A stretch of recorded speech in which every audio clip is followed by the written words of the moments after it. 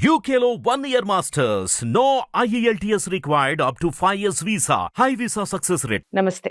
ఎన్నో ఆధ్యాత్మిక కార్యక్రమాలు నిరంతరం మన ఛానల్లో కొనసాగుతూ ఉంటాయి. ఉపనిషత్తులకు సంబంధించి మనం గతంలో కూడా కొన్ని కార్యక్రమాలు చేసి ఉన్నాం. మీ అందరి నుంచి విశేష ఆదరణ లభిస్తూ ఉంది. దానికి ముందుగా మీ అందరికీ కృతజ్ఞతలు. ఇక ఈరోజు ఈశావాస్య ఉపనిషత్తు గురించి తెలుసుకోబోతున్నాం. దీనికి సంబంధించి పూర్తి వివరించడానికి నాతో పాటు ఉన్నారు ఉస్మానియా విశ్వవిద్యాలయానికి సంబంధించి విశ్రాంత ఆచార్య డాక్టర్ మసను చెన్నప్ప గారు. అలాగే ఉపనిషత్తులకు సంబంధించి ఎన్నో పరిశోధనలు చేశారు, నిరంతరం కొనసాగిస్తూనే ఉంటారు ఆయన పరిశోధనలు. ఇక ఉపనిషత్తులకు సంబంధించి చాలామంది చాలా రకాలుగా మాట్లాడుతూ ఉంటారు, కానీ దానికి సంబంధించిన పూర్తి అవగాహన కొంతమందికి మాత్రమే ఉంటుంది. అందులో ప్రథములు అని నేను నమ్ముతున్నాను. మీ అందరికీ కూడా ఖచ్చితంగా ఉపనిషత్తులకు సంబంధించి ఎలాంటి డౌట్స్ ఉన్నా కామెంట్ బాక్స్లో తెలియచేయండి. గురువుగారితో మాట్లాడాలి అనుకున్న వారు కూడా స్క్రీన్ మీద కనపడే నెంబర్కి కాల్ చేయండి. ఈరోజు ఈశావాస్య ఉపనిషత్తు గురించి తెలుసుకోబోతున్నాం. ప్రతి వీడియోని ఫస్ట్ నుంచి లాస్ట్ వరకు వాచ్ చేయండి. మ్యాక్సిమం మీరు ఎంతమందికి ఉపనిషత్తుల గురించి చెప్పాలి అనుకుంటున్నారో అందరికీ షేర్ చేసే ప్రయత్నం చేయండి. నమస్కారం అండి. అమ్మ నమస్తే. గురువుగారు, మామూలుగా సహజంగా మాట్లాడుకునే మాటల్లో ఇది నా కర్మఫలం అంటారు. ఏదైనా పని జరిగినా జరగకపోయినా నా కర్మఫలం ఇలా ఉంది, అందుకని ఇలా జరిగింది అని. మరి కర్మల్ని అసలు ఎందుకు కోరకూడదు? కర్మఫలాలను ఎందుకు కోరకూడదు? మన కర్మ అనుకుంటూ కర్మలు చేయాలి అంటారు. ఎందుకంటారా? అవునది ప్రతి వారు కూడా సుఖము దుఃఖము అనుభవిస్తుంటారు లోకంలో. ప్రతి జీవిని ఎవరినైనా గాని ఇప్పుడు సుఖం కలగానే పొంగిపోతారు, దుఃఖం కలగానే కృంగిపోతారు. ఏమయ్యా నీవు చాలా దుఃఖపడుతున్నావంటే ఇది కర్మఫలము అంటాడు. ఏమయ్యా నీవు చాలా సుఖంగా ఉన్నావయ్యా, చాలా బాగున్నావయ్యా, చాలా గొప్పగా ఉన్నావయ్యా, నువ్వు మంచి అభివృద్ధి పదంలో ఉన్నావయ్యా అంటే వాడు పొంగిపోతూ ఉంటాడు. ఇది నా కర్మఫలం అంటాడు. అంటే కర్మఫలాలు ఏంటివి అంటే సుఖం గాని దుఃఖం గాని, ఈ రెండే కర్మఫలాలు, సుఖ దుఃఖాలు అన్నమాట. ఈ అంశము మనకు ఈశావాస్యోపనిషత్తు చాలా చక్కగా బోధిస్తూ ఉంది. కుర్వన్నేవేహ కర్మాణి జిజీవిషేషత సమాహ ఏవం త్వయి నాణ్యతేతోస్తి న కర్మ లిప్యతే నరే. ఇది చాలా అద్భుతమైనటువంటి మంత్రం. ఇది కుర్వన్నేవేహ కర్మాణి జిజీవిషే శతస్సమాహ. నీవు 100 ఏళ్ళు జీవించు కర్మలు చేస్తూ, అది పనులు చేస్తూ, సత్కర్మలు చేస్తూ, మంచి పనులు చేస్తూ 100 ఏళ్ళు జీవించవన్నాడు. అసలు ఈ మంత్రాన్ని బట్టి ఏం తెలుస్తుందంటే భగవంతుడు మనకు 100 ఏళ్ళు ఆయుష్ ఇచ్చాడేమనిపిస్తుంది నాకు చూడ. దాన్ని మనం ఏం చేస్తున్నామంటే ఏమండి అనారోగ్యానికి గురయ్యి ఆయుష్ను మనమే తగ్గించుకుంటున్నామేమో అనిపిస్తుంది మనకు కదా. కాబట్టి కుర్వన్నేవేహ కర్మాణి, కుర్వన్నేవే, నువ్వు అసలు పనులు చేస్తూనే అన్నాడు ఇక్కడ. కేవలం పనులు చేస్తూ అంటలేడు, పనులు చేస్తూనే ఉండాలంటే ఎప్పుడు పని అనేది మారకూడదు.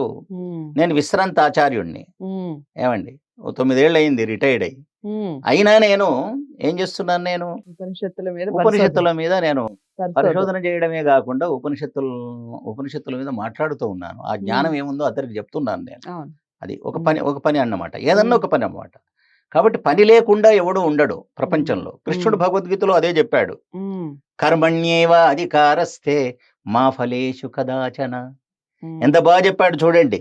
మా కర్మ ఫలహేతుర్భూ, ఏమండి సంగోస్త్వ కర్మణి అన్నాడు. మాతే సంగోస్త్వ కర్మణి, చాలా గొప్ప. అతడు కూడా ఈ వేదాన్ని అనుసరించే కృష్ణుడు చెప్పిండు అర్జునునికి, నీకు కర్మకే అధికారివి గాని కర్మఫలానికి అధికారివి కావు. ఎప్పుడైతే కర్మఫలానికి అధికారి అవుతావో ఆ కర్మదోషం నీకు అంటుకుంటుంది. కాబట్టి కర్మఫలం ఆశించకుండా కర్మ చెయ్యి, ఎందుకంటే ఫలం నీ దగ్గర లేదు. ఇప్పుడు ఎందుకు మేము 40 ఏళ్ళు నేను అధ్యాపక వృత్తిలో ఉన్నాను. పిల్లల యొక్క ప్రశ్న పత్రాలను నేను దిద్దాను, అంటే వాళ్ళ సమాధానాలను బట్టి మార్కులు ఇచ్చాను నేను కదా. 40 ఏళ్ళు ఒక ఆచార్యునిగా, ఒక అధ్యాపకునిగా, ఒక ఎగ్జామినర్గా నేను మార్కులు ఇచ్చాను, కానీ వాళ్ళే రాసి వాళ్ళే మార్కులు వేసుకోరు కదా. లోకంలో కూడా అంతే అన్నమాట. మనం కర్మలకు మాత్రమే కర్తలము. అది కర్మలకు మాత్రమే అధికారులము, ఉమ్, కానీ ఫలాలకు అధికారులం కాదు. ఎందుకు ఫలాన్ని కోరితే ఏమవుతుంది అంటే, ఉమ్, ఫలాన్ని కోరి కర్మ చేస్తే అది నష్టం కలిగింది అనుకోండి, ఇబ్బంది కలిగింది అనుకోండి, ఫలం ఇవ్వలేదనుకోండి, వాడు ఏడ్చుకుంటూ కూర్చుంటాడు. ఇక్కడ ఒక సందేహం గురువు గారు, మామూలుగా ఫలాలు అంటే మనకి కోరికలే కదా, కోరికలే, ఒక రకంగా కోరికలే కదా.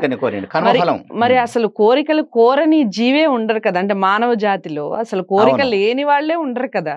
అంటే ఇక్కడ దానికే చెప్తాను మీకు, పనిని కోరమంటున్నాడు భగవంతుడు, ఉద్యోగాన్ని కోరమంటున్నాడు. ఎంత జీతం వస్తుందో ఎట్లా, ఇంత జీతం కావాలంటే వాడు తక్కువ జీతం ఇస్తే నువ్వు ఉద్యోగం చేయకుండానే ఉంటావు. నువ్వు తక్కువ జీతానికి ఉద్యోగం మానేస్తావా నువ్వు? కాదు కదా. మేము 40 ఏళ్ళు ఉద్యోగం చేసినాం, మేము మాకు జీతం ఇచ్చింది ప్రభుత్వం. 40 ఏళ్ల తర్వాత కూడా మాకు పెన్షన్ వస్తున్నది. అంటే ఏమిటి ఇక్కడ? కర్మఫలం. కర్మలు చేసినప్పుడే కాదు, కర్మ ఏమండి, ఆ ఉద్యోగాన్ని మానేసిన తర్వాత కూడా, ఉద్యోగం నుంచి విముక్తమైన తర్వాత కూడా ఆ ఫలాన్ని నేను అనుభవిస్తున్నాను. ఈ ఫలం ఎవరిస్తున్నారు? భగవంతుడు ఇచ్చినట్టే లెక్క, భగవంతుడు ఇచ్చినట్టే లెక్క అన్నమాట.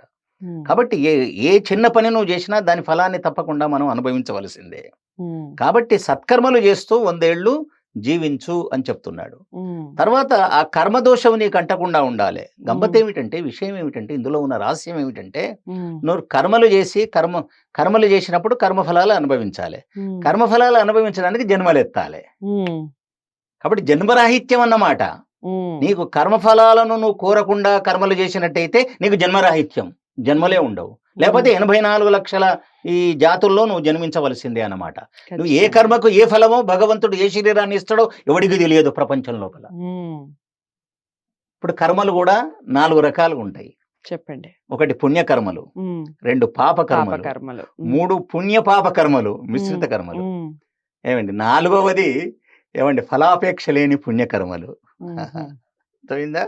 ఫలాపేక్ష లేని పుణ్యకర్మలు యోగులవి. మిశ్రిత కర్మలు సామాన్యులు చేస్తారు, పాప పుణ్యకర్మలు చేస్తారు. పాపాత్ములు పాపకర్మలే చేస్తారు, పుణ్యాత్ములు పుణ్యకర్మలే చేస్తూ ఉంటారు. పుణ్యకర్మలు చేసేవాళ్ళు కూడా ఫలాలను కోరుతారు, పాపాలు చేసేవాళ్ళు పాప ఫలం కోరరు. వాళ్ళకి తెలియక చేస్తారు ఆ పాపాలు కూడా, తెలిసి చేసేవాళ్ళు కూడా ఉన్నారు. కాబట్టి ఇట్లా 4 రకాల వాళ్ళు ఉన్నారు ఇక్కడ. అయితే నువ్వు ఏదైనా కూడా నువ్వు తెలిసి కర్మ చేయాలి, తెలిసి కర్మ చేయాలి. ఇప్పుడు పిల్లి పాలు తాగుతుంది, ఏమండి, మన ఇంట్లోకి వచ్చి, దానికి పాపం లేదు. పాలు తాగడం అనేది మంచి పని కాదు. అది చెప్పిండు కదా, మా గృద కస్య సిద్ధనం అన్నాడు, ఎవరిది దొంగిలించుకోకూడదు అన్నాడు. దొంగతనం అనేది ఒక కర్మ, ఆ కర్మఫలాన్ని తప్పకుండా అనుభవించవలసిందే. ఎవరు చూడడం లేదు కానీ దొంగతనం చేస్తే ఏమండి, ఆ కర్మఫలం అనుభవించకుండా ఉంటాడా? దేవుడు అతనికి శిక్ష వేస్తాడు. చూడకపోతే దొంగ కాకుండా ఉంటాడా? చూడకపోతే కాదు కదా. ఎవరు చూడడం లేదని పిల్లి పాలు తాగినట్టు అన్నమాట. ఆ విధమైనటువంటి పద్ధతి ఉన్నది, లోకంలో ఉన్నది. కానీ ఇక్కడ ఏం చెప్తున్నదంటే ఈ యొక్క మంత్రము, నాయనా నువ్వు మానవ, నువ్వు 100 ఏళ్ళు జీవించు, పనులు చేస్తూనే ఉండు, కర్మఫలాలను ఆశించకు. ఎప్పుడైతే కర్మఫలాలను ఆశించవో అప్పుడు ఆ కర్మ నిన్ను అంటుకోదు, అంతే. నీకు జన్మ కూడా ఇవ్వదు, నీకు మోక్షమే అన్నమాట. మోక్షానందాన్ని పొందగలుగుతావు. ఏ సుఖాన్ని కోరి కర్మ నువ్వు చేస్తున్నావో ఆ కర్మఫలాన్ని కోరకుండా నువ్వు పని చేసినట్టయితే నీకు అంతకంటే గొప్ప ఆనందం నీకు లభిస్తుంది అని ఈ యొక్క మంత్రం చెప్తుంది మనకు. చాలా అంటే చాలా చక్కటి వివరణ ఇచ్చారు. మీలో ఎంతమందికి తెలుసు ఈ విషయం, అసలు కర్మఫలాల్ని కోరకూడదు అన్న విషయం మీకు తెలుసా? తెలిస్తే ఖచ్చితంగా కామెంట్ బాక్స్లో తెలియచేయండి. ఎందుకు కోరకూడదు అనేది వీడియో ద్వారా తెలుసుకున్నారు కదా, అందుకే ప్రతి వీడియో ముందు చెప్తూ ఉంటాను, వీడియో ఎక్కడా కూడా స్కిప్ చేయకండి అని. విషయాన్ని బోధపడిన వారందరూ కూడా ఉపనిషత్తులకు సంబంధించిన పూర్తి సమాచారాన్ని అందరికీ చేరవేసే క్రమంలో లైక్ చేసి షేర్ చేయండి, ఛానల్ని సబ్స్క్రైబ్ చేసుకోండి. మరో మంచి అంశంతో మళ్ళీ కలుద్దాం. నమస్తే.